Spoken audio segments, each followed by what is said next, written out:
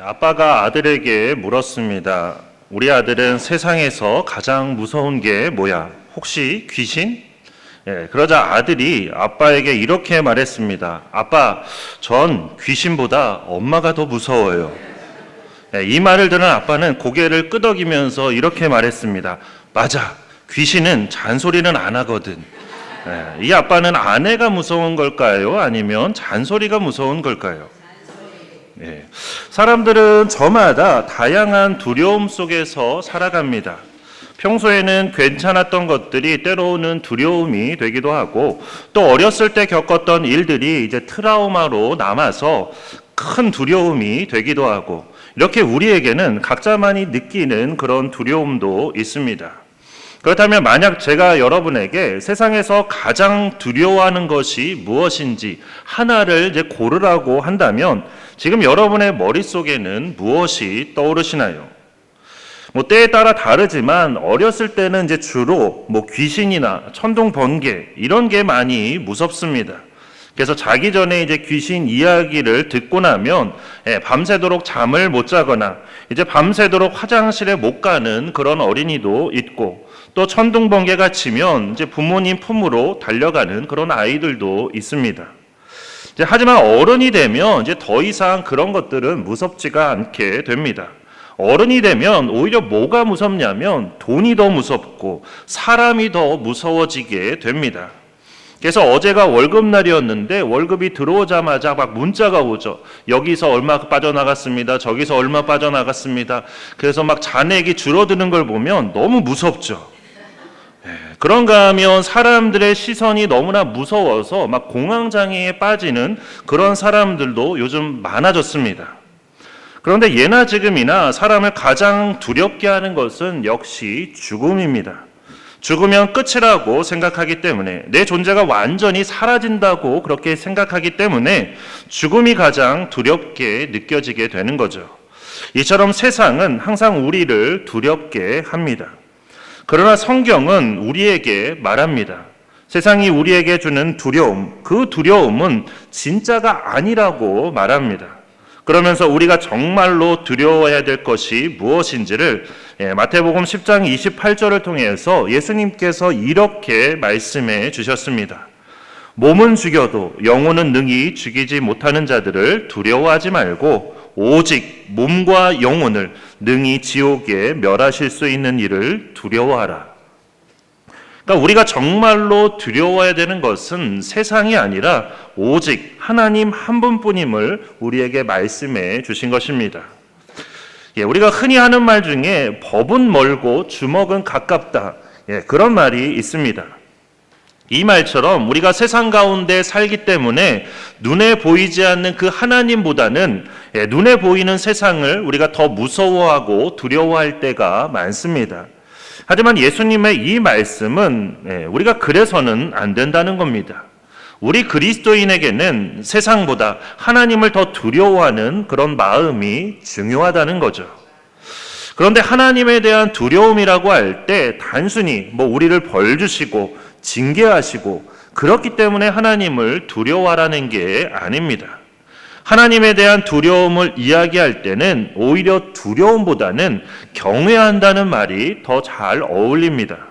그러니까 이 경외한다는 말은 공경경과 두려워할 외, 이렇게 공경하는 것과 두려워하는 것이 합쳐진 것처럼 하나님을 향해서는 공경하는 마음과 두려워하는 그런 마음이 함께 있어야 한다는 그런 뜻입니다.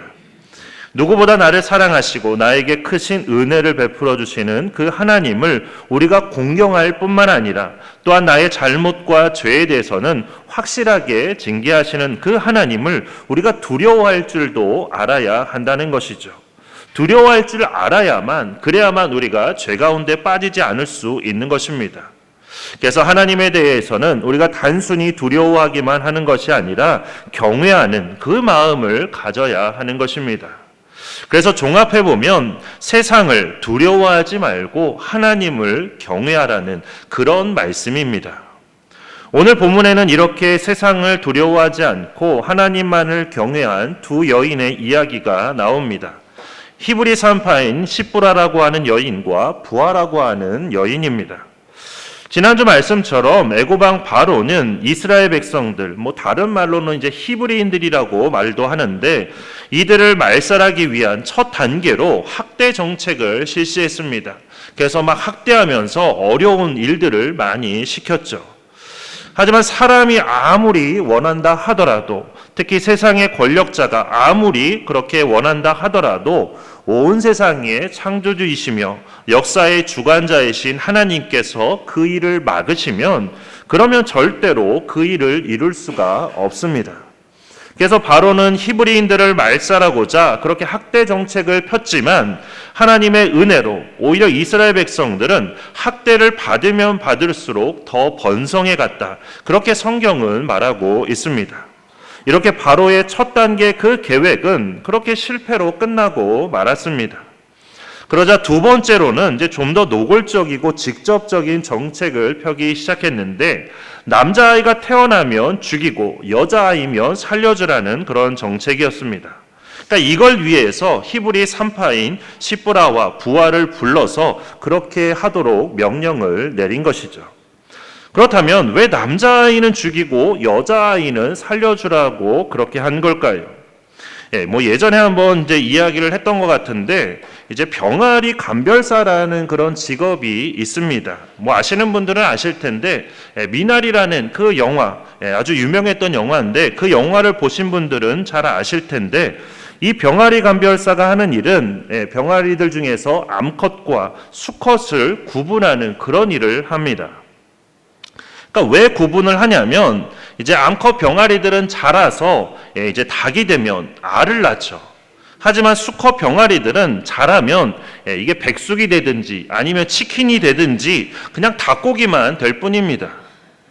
그런데 문제는 그렇게 될 때까지, 그러니까 수컷 병아리가 그렇게 자라서 닭고기로 사용할 수 있게 되기까지 그 병아리들에게 들어가는 그 사료값이 나중에 닭고기를 팔아서 얻게 되는 그 수익금보다 훨씬 더 비싸다는 겁니다. 그러다 보니까 굳이 돈을 더 써가면서 수컷 병아리들을 키울 필요가 없는 거죠. 그래서 수컷과 암컷을 구분해서 수컷 병아리들은 그냥 다 죽이고 암컷 병아리들만 키우게 되는 겁니다. 그러니까 이걸 보면 사람으로 태어난 것만 해도 얼마나 하나님께 감사해야 될 일인지, 정말 병아리로 태어났으면 얼마 살지 못하고 별이 됐을 겁니다. 자, 바로가 남자아이는 죽이고 여자아이는 살려주라고 한 이유가 이처럼 남자는 쓸모가 없는 그냥 밥만 축내는 식충이라서 그런 걸까요? 고개를 끄덕이는 분들도 계시는데 정말로 그렇게 생각하는 건 아니라고 믿겠습니다. 바로가 이렇게 명령을 내린 이유는 아무래도 남자들은 나중에 이제 힘을 길러서 반역할 그런 여지가 있기 때문이죠. 그래서 미리부터 그런 반역을 일으키지 못하도록 아예 싹을 자르라는 겁니다. 반면에 여자들은 이제 덜 위험하다고 생각했죠. 덜 위험하고 노동력이 필요하다고 생각을 해서 여자아이들은 살려주라고 말한 겁니다. 그런데 이거는 잘못 생각해도 한참 잘못 생각한 겁니다. 왜냐하면 오늘 본문 말씀에서 바로를 반역한 건 여자들이지 남자가 아니었기 때문입니다. 17절 말씀을 보면 산파들이 하나님을 두려워하여 애굽 왕의 명령을 어기고 남자 아기들을 살렸다고 되어 있습니다. 당시 애굽의 왕인 이 바로의 명령이란 그야말로 절대적이었습니다. 바로는 애굽에서 마치 살아있는 신과 같은 그런 존재였습니다. 그런 바로의 명령에 누가 복종하지 않을 수 있었을까요? 그런데 이 여인들은 그런 왕의 명령에 따르지 않았다는 겁니다. 도대체 어떻게 그렇게 할 수 있었던 걸까요? 바로 왕의 명령을 어기면 죽을 수도 있는데 그걸 몰라서 그런 걸까요? 절대 그럴 리가 없습니다. 그런데도 어떻게 그렇게 바로 왕의 명령을 어길 수 있었냐면 그 이유는 그냥 하나뿐입니다. 하나님을 더 두려워했기 때문입니다. 애굽의 왕인 바로보다도 하나님이 더 크다는 것을 알고 하나님을 더 경외했기 때문에, 그렇기 때문에 바로 왕의 명령을 거부할 수 있었다는 거죠. 예수님의 말씀처럼 몸은 죽여도 영혼은 어쩌지 못하는 그런 바로보다 몸과 영혼을 모두 지옥에 멸하실 수 있는 그 하나님을 더 두려워하고 경외했기 때문입니다. 믿음이란 다른 게 아닙니다. 누가 더 크고 누가 더 전능하신 분인가를 아는 것, 이게 바로 믿음입니다. 다시 말해서 하나님이야말로 가장 크신 분이시고 전능하신 분이심을 우리가 아는 것, 그게 바로 믿음입니다. 그런데 이런 믿음이 없으면 어떻게 되냐면 세상을 두려워하게 됩니다. 돈을 무서워하게 되고 사람을 무서워하게 되고 권력과 질병과 기타 다른 세상의 것들을 하나님보다 더 무서워하게 되는 겁니다. 그리고 그건 하나님보다도 오히려 세상을 더 믿는다는 그런 뜻입니다. 하나님보다 세상에 더 큰 힘이 있다고 생각을 하는 것이죠. 그러니까 그렇게 하나님보다도 세상을 더 두려워하게 되는 겁니다. 오늘날 우리 안에 왜 그렇게 두려움이 많을까요? 왜 그리스도인들도 그렇게 많은 두려움 속에서 살아가게 되는 걸까요? 그건 바로 하나님에 대한 두려움, 그러니까 하나님에 대한 경외심을 우리가 잃어버렸기 때문입니다. 눈에 보이는 세상만 무서워하고 하나님은 눈에 보이지 않으니까 무서워하지 않고 경외하지도 않고 그러다 보니까 그렇게 됐다는 것이죠. 정말로 하나님을 경외하면 다른 게 두려울 게 없습니다. 하나님께서 지켜주시는데, 하나님께서 인도해 주시는데 더 이상 두려워할 게 없는 거죠. 하지만 우리가 하나님을 경외하지 않기 때문에 우리는 오히려 수많은 것들을 더 두려워하게 되는 겁니다. 믿음과 경외함은 이처럼 따로 떨어져 있는 그런 단어가 아닙니다. 우리가 세상을 두려워한다면 그건 곧 우리 안에는 믿음이 없다는 그런 뜻입니다. 물론 처음부터 아예 두려움이 없을 수는 없습니다. 갑자기 생각지도 못했던 일을 당하게 되면 두려운 마음이 드는 것은 인간적으로는 어쩔 수 없는 그런 일입니다. 그러나 우리에게 정말로 하나님을 믿는 그런 믿음과 하나님을 경외하는 마음이 있다면 그 믿음과 그 경외함이 우리 안에 있는 그 모든 두려운 마음들을 몰아내게 될 것입니다. 그 모든 것들을 조금씩 몰아내면서 우리로 하여금 시브라와 보아와 같은 그런 담대함을 하나님께서 갖게 하실 것입니다. 그렇게 우리도 믿음으로 나아갈 수 있는 그런 우리가 되기를 바랍니다. 정말로 하나님만을 경외하는 그런 우리가 되기를 바랍니다.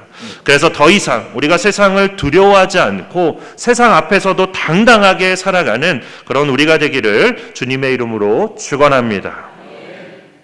18절에 보면 애고방 바로가 산파들을 다시 불렀습니다. 왜 불렀을까요? 이유가 뻔합니다. 남자아이가 태어나면 다 죽이라고 했는데, 그래서 히브리인 중에는 더 이상 태어나는 남자아이가 없어야 하는데 그 이후에도 계속해서 남자아이들이 태어나니까 그렇게 부르게 된 거죠. 그래서 불러놓고는 이렇게 질문합니다. 너희가 어찌하여 이같이 남자 아기들을 살렸느냐? 그러니까 질문은 이렇지만 단지 왜 살렸냐고 묻는 게 아니죠. 왜 나의 명령을 어겼는지를 묻고 있는 겁니다. 우리가 경찰서나 검사 앞에 가서 취조만 받아도 무섭고 떨리는데 이렇게 당시에 신처럼 추앙받는 그런 존재 앞에서 이런 질문을 받게 되면 얼마나 무섭고 떨릴까요? 아마 머릿속이 하얗게 변하면서 아무 생각도 나지 않게 될 겁니다. 말할 때에도 어버버버 하면서 말도 제대로 못하게 되겠죠. 게다가 어떻게 보면 산파들의 목숨은 이미 끝난 것처럼 그렇게 보였습니다. 왕의 명령을 어겼으니 목숨을 부지하기가 어려운 그런 상황이 된 거죠. 그래서 왕이 처형하라고 한마디만 하면 그냥 그 자리에서 죽게 되는 겁니다. 상황이 이 정도쯤 되면 벌벌 떨면서 제발 살려달라고 비는 게 정상일 수 있지만 시브라와 부하는 그렇지 않았습니다. 19절 말씀해 보니까 이 두 여인이 바로 왕에게 이렇게 대답을 합니다. 히브리 여인은 애굽 여인과 같지 아니하고 건장하여 산파가 그들에게 이르기 전에 해산하였더이다. 그러니까는 말은 그럴듯한데 그런 거죠. 우리가 가기도 전에 애를 숨풍숨풍 낳았는데 우리가 어떻게 하겠습니까? 그렇게 말하는 것과 같습니다. 그러니까 어떻게 보면 참 우스꽝스러운 그런 대답이죠. 얼마 전에 어떤 목사님이 운전하시는 차에 탔었는데 그 차 내비게이션이 이제 강원도 사투리로 그렇게 막 길을 안내를 했습니다. 이제 그렇게 설정을 해 놓은 거죠. 그러다가 이제 전방에 시속 단속 카메라가 있다는 그런 안내가 나오면서 이제 그 차가 그 규정 속도보다 좀 빠르게 달리고 있으니까 그 내비게이션이 강원도 사투리로 이렇게 말을 하는 겁니다. 네 경찰하고 친구네? 그 소리를 듣고 얼마나 웃겼는지. 그런데 지금 이 여인들의 대답도 만만치가 않다는 거죠. 참 우스꽝스럽기도 하고 어떻게 애구방 앞에서 이렇게 대답할 수 있는 건지 참 대단하기도 합니다. 그런데 이 말이 정말 사실일까요? 정말로 도착하기 전에 아이가 이미 태어나 있었던 걸까요? 하나님의 놀라운 은혜라고 할 수 있는데 저희 아들들은 이제 첫째부터 셋째로 가면 갈수록 태어나는 시간이 점점 빨라졌습니다. 그래서 셋째는 병원에 도착하자마자 한 30분 만에 태어났는데 아마 넷째가 있었다면 정말로 병원에 가기 전에 태어나지 않았을까 싶습니다. 이렇게 어느 일부는 정말로 산파들이 도착하기 전에 태어난 그런 아이들도 있었겠지만 그렇다고 전부 다 그러지는 않았을 겁니다. 그리고 만약 여러분이 애구방이라면 산파들의 이런 대답을 듣고 뭐라고 하시겠습니까? 그 대답을 듣고 그럴 수도 있겠구나 이렇게 말씀하시겠습니까? 아니면 어디서 말도 안 되는 변명이냐 이러면서 당장 감옥에 가두라고 하든지 아니면 당장 목을 베라고 그렇게 명령하지 않았을까요? 그런데 오늘 말씀해 보면 그에 대해서 바로가 그 어떤 반박도 하지 않았습니다. 그리고 시브라와 부하가 바로로부터 어떤 벌을 받았다거나 어떤 좋지 못한 일을 겪었다는 그런 기록도 남아있지 않습니다. 오히려 20절과 21절 말씀에는 이렇게 기록되어 있습니다. 우리 20절과 21절 말씀을 같이 읽도록 하겠습니다. 하나님이 그 산파들에게 은혜를 베푸시니 그 백성은 번성하고 매우 강해지니라. 그 산파들은 하나님을 경외하였으므로 하나님이 그들의 집안을 흥왕하게 하신지라. 아멘. 시브라와 부하가 바로보다도 하나님을 더 경외했더니 하나님께서 그 경외심에 합당한 그런 대접을 해주셨다는 말씀입니다. 하나님을 믿는 삶이란 단지 입으로 하나님 이야기만을 하는 그런 삶이 아닙니다. 하나님을 믿는다고 하면서도 하나님의 말씀대로 우리가 살지 않는다면, 하나님의 말씀이 우리의 삶으로 연결되지 않는다면 그건 진짜 믿는 삶이 아니라는 거죠. 하지만 시브라와 부하는 정말로 하나님에 대한 믿음이 삶으로 어떻게 연결되어야 하는가를 우리에게 너무나 잘 보여주고 있습니다. 그렇기에 성경에 이렇게 그녀들의 이름이 기록되어 있는 겁니다. 오늘 본문을 보면 출애굽기 전체에도 마찬가지지만 애구방의 이름은 기록되어 있지 않습니다. 당시의 세상을 주름담는다고 하는 그런 애구방의 이름이 성경 그 어디에도 기록되어 있지 않습니다. 그러니까 간혹 가다가 이 바로를 이름으로 생각하시는 분들이 계시는데, 바로는 그 이제 왕을 지칭하는 그런 표현이지 그게 이름은 아닙니다. 그러니까 마치 우리나라로 치면 대통령이 이름이 아닌 것과 마찬가지입니다. 이렇듯 성경에는 바로의 이름은 전혀 기록되어 있지 않지만 시브라와 부하 이 두 여인의 이름은 정확하게 기록되어 있습니다. 그 이유는 그녀들이 세상을 두려워하지 않고 하나님만을 경외하는 삶을 살았기 때문에 이렇게 하나님께 귀하게 기억된 그런 믿음의 사람이 되었다는 그런 뜻입니다. 그 여인들의 직업은 산파입니다. 그러니까 세상적으로 따지면 별로 힘이 없는 그런 직업이고 그런 존재들이었습니다. 하지만 그럼에도 불구하고 바로가 아니라 하나님을 경외했기 때문에 이렇게 그 이름이 성경책에 기록되는 그런 놀라운 영광을 누리게 된 것입니다.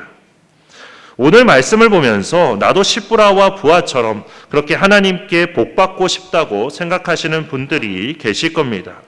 실제로 많은 분들이 복 주시는 하나님을 구할 때가 많습니다. 그리고 하나님은 정말로 우리에게 그렇게 복을 주시는 분이십니다. 사실 하나님께서 우리에게 복을 주시지 않는다면 아마 신앙생활을 하는 사람은 거의 없을 겁니다. 그런데 우리가 생각해 볼 것은 과연 나는 그 복을 받기 위해서 내가 무엇을 하고 있나? 정말로 하나님을 잘 믿고 있나? 정말로 내가 하나님을 경외하고 있나? 이 부분을 우리가 생각해 볼 필요가 있습니다. 시브라와 부하는 죽음을 각오하고 그렇게 하나님을 경외하며 바로의 명령을 거부했습니다. 그런데 과연 우리 안에도 이런 모습이 있냐 하는 겁니다. 하나님을 경외하는 마음도 없이 정말 내 목숨까지도 아까워하지 않으면서 하나님을 믿고 경외하는 그런 태도 없이 오히려 세상을 더 두려워하고 세상을 더 쫓아 살아가면서 왜 나만 복 주시지 않냐고 하나님께 따지고 있지는 않은지 우리의 모습을 우리가 돌아봐야 한다는 것입니다. 잠언 14장 26절과 27절에 이런 말씀이 있습니다. 여호와를 경외하는 자에게는 견고한 의뢰가 있나니 그 자녀들에게 피난처가 있으리라. 여호와를 경외하는 것은 생명의 셈이니 사망의 그물에서 벗어나게 하느니라. 우리가 세상을 두려워하지 않고 오히려 하나님만을 경외할 때 하나님께서는 반드시 우리를 지켜주시고 우리의 삶에도 말로 다 할 수 없는 은혜와 복을 주신다는 말씀입니다. 물론 사탄은 결코 포기하지 않을 것입니다. 그래서 오늘 본문에 보면 22절 말씀에 이렇게 되어 있죠. 그러므로 바로가 그의 모든 백성에게 명령하여 이르되 아들이 태어나거든 너희는 그를 나일강에 던지고 딸이거든 살려두라 하였더라. 그러니까 이 말씀처럼 오히려 사탄은 더 악랄한 방법을 동원해서 하나님의 자녀요 백성인 그런 우리를 괴롭게 하려고 할 것입니다. 지금 당장 겪는 고난을 우리가 이겨낸다 하더라도 사탄은 포기하지 않고 더 큰 고난으로 우리에게 다가오기도 한다는 것이죠. 하지만 사탄의 그 모든 방해에도 불구하고 결국에는 이스라엘 백성들이 하나님의 뜻과 인도하심에 따라서 출애굽을 했던 것처럼 하나님께서는 우리의 피난처와 인도자가 되어주시고 우리의 삶에 필요한 모든 복과 은혜도 반드시 우리에게 더해 주실 것입니다. 그렇게 시브라와 부하처럼 우리도 세상을 두려워하지 않고 오히려 하나님을 경외함으로 그 모든 것을 이기고 승리하는 그런 우리가 되기를 바랍니다. 특히 오늘 성찬 예식이 있는데 우리 모두 주님의 몸과 보혈을 상징하는 그 떡과 잔에 우리가 함께 참여함으로써 주님과 더욱더 하나가 되기를 바랍니다. 그래서 죽음을, 즉 세상 권세를 이기신 주님처럼 우리도 세상을 이기며 하나님만을 더욱더 경외하고 하나님만을 더욱더 사랑하는 그런 우리 모두가 되기를 주님의 이름으로 축원합니다.